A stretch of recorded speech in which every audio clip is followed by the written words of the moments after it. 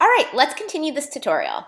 So back here you can see we so far have our top header section, we have this bird is the word section, and then we have the two images underneath. So what I'm going to do is come back to my index.html and create another section, and I'll actually use the section tag since we haven't used that. And section is an HTML5 box element. It's really similar to header and nav. There's a list about 6 or 7 of them that you can use in your code, and I love using them because we can see where the close is very easily. Unlike the /div close that we really have to write a comment for each one so we can kind of make some sense of it. All right, so I have my section, and that's going to be this light tan color. And then in there, I'm going to put one of our wrappers. So I'm going to do div class equals wrapper. And again, we need that wrapper to make sure content doesn't fly to the left and right side. It's kind of going to create this center block. I'm going to comment. There we go. And in here, I'm going to put another H1. What did I say this is? This one will be, not that it matters, but to go with our finished product, more chirps. And then I'm going to add 2 paragraphs. So I can copy and paste those 2 that we used up in the last section. And I can put that into this as well. So what we have is we open the section, which is going to be the tan background. That'll be 100%. Then we have a wrapper that's going to contain it. And we have an H1 and 2 paragraph tags, closing the wrapper, and then closing the section. So let's jump over here, and we'll add some CSS. We have to add for section. We don't have to worry about wrapper, because remember, wrapper's already up here. Has a width of 1024, margin auto, text align center, all that good stuff. Here we have also a wrapper too that is 600, margins auto, and text align left by default. So those are my 2 wrappers that I'm going to interchange all the way down my page. I think it's a good idea to have. So here on section, I'm going to do a background color. And I'm going to utilize this nice tan color that I have at the top of your page. Save. And I want to add some padding to the top and bottom so it's not touching.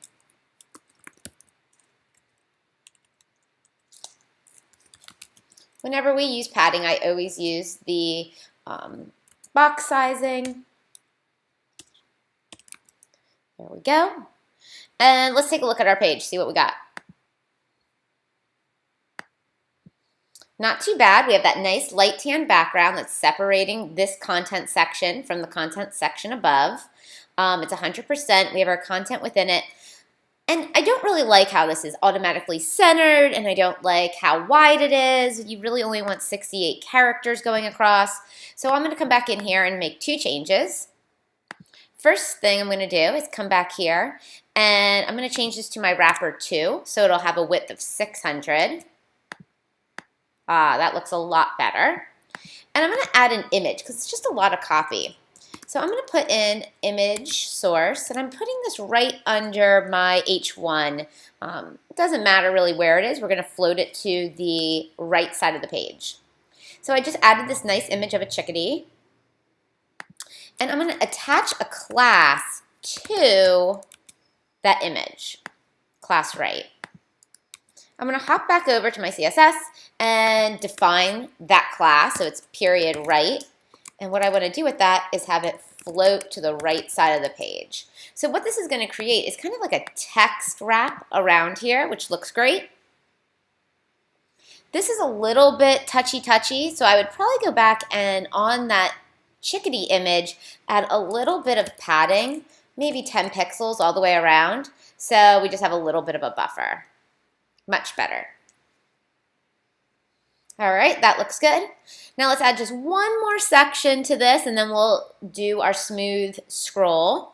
I'm going to come back to my index page, and underneath that section, I'm going to add one more div, which is going to be div class equals wrapper. So that's going to be the 1024 one to center all my content. And I'm going to make this a 3-column because we can never do too many 3 columns. So there's my 3. I'm going to have the same column 3 times. Column, column, column. In the first column, and notice I can use the same class because they're all going to be 30%. And why complicate things by having to make 3 different rules in my CSS? So I'm just going to put an H1 in here and kind of hypothetically say that eventually this is going to be my contact section. In the second column, technically this would be my map. And my third section would be we tweet. So we could add a Twitter feed. Save that. Now if we look at this right now, I mean the content's here. It's all centered and whatnot here in our section.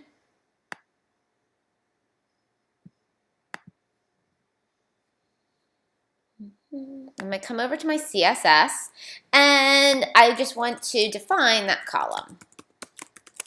So I'm going to give it a width of 30%. And a float left. So when you have a 3-column, the easiest way to do that is to do float left, float left, float left. It's going to become easier when we deal with responsive websites. All right, that looks great.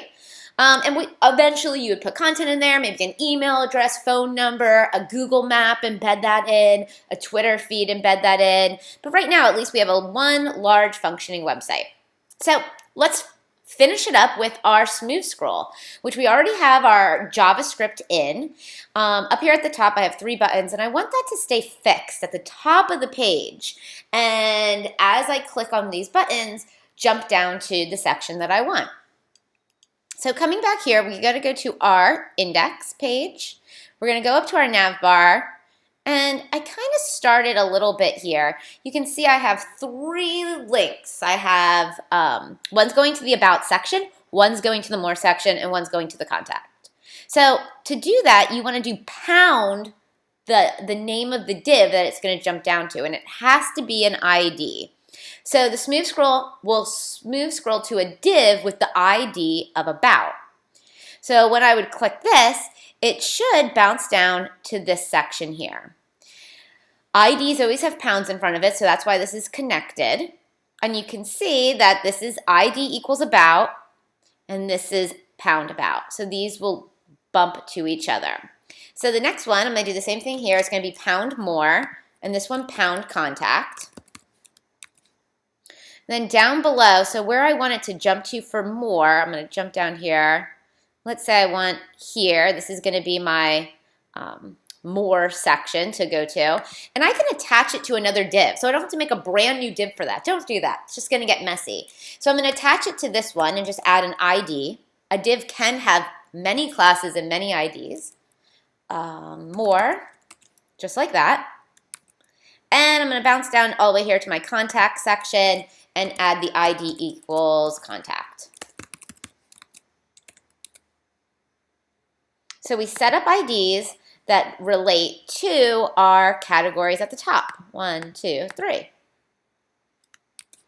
Now, if we would start this now, it will work fine, but we want to keep this header fixed so it's not moving all around the page.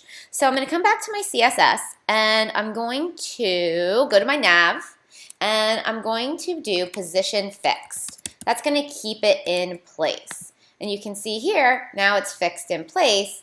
We're having a little issue with that logo. See how it's kind of doesn't know its hierarchy? So I'm going to just change my z-index to, let's say, 5. So z-index is basically layers. So you can have layer 1, 2, 3, 4, 5, and it's going to order your divs according to this z-index. So this one we moved all the way to the top above the birdhouse logo. Position fixed is going to make the div not move. It's going to stay in position. So with that now, I can see that this works nicely. I have a nice fixed header.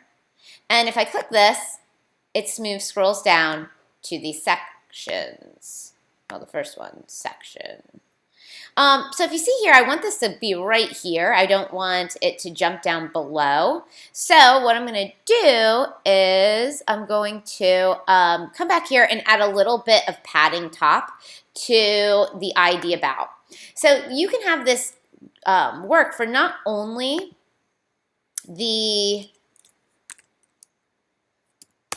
smooth scroll, but you can still give them properties and rules in the CSS. So the pound about will have a padding top of maybe 50 pixels because that's the width of the height of the nav bar. All right, let's refresh this. Come down to the top, and it smooth scrolls right to the perfect point. More smooths down to here, which works fine. And contact, hold on, we have to get contact going. Oh, contact's all the way at the bottom. So let's just put a little content in there so we can make sure that it scrolls accordingly. I'll just put a little bit of text.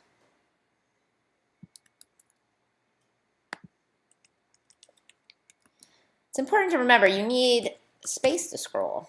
That's going to be important. So I just put a little paragraph there. I'm going to fill that space after in each column. Get a little bit of content.